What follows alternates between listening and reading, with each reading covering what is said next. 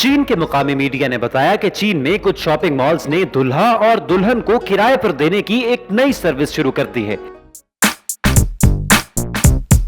इस सर्विस में ऐसे ग्राहकों को साथी फराहम किया जाता है जो शॉपिंग मॉल में शॉपिंग करने आए हों और उन्हें अशिया के इंतखाब और उन्हें उठाने के लिए किसी साथी की जरूरत हो। यह सर्विस चीन के शुमाली सूबा हेबी के शहर हानदान में शुरू की गई है। हानदान के शॉपिंग मॉल्स में नौजवान लड़के खूबसूरत टाइयों के साथ नफीस सूट ज़ेब तन करके सिर्फ 1 युआन यानी 13 सेंट में आधे घंटे के लिए अपनी खिदमत फराहम करते हैं। हानदान के अलावा यह सर्विस मुल्क के दूसरे शहरों में भी शुरू की गई है। सर्विस शुरू करने वाली कंपनी ने बताया कि उनकी ग्राहक 20 से 40 साल की ऐसी खवातीन होती हैं जो अकेले शॉपिंग नहीं कर सकती, जिन्हें समझ नहीं आता कि क्या चीज खरीदी जाए या वो सोशल मीडिया पर किसी के साथ तस्वीर बनवाकर अपलोड करना चाहती हैं।